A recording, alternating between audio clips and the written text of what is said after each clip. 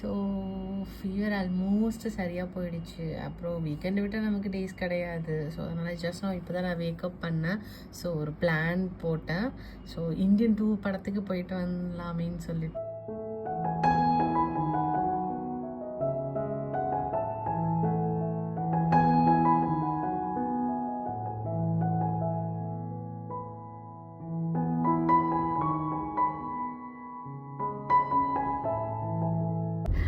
Movie நல்லா இருந்தது.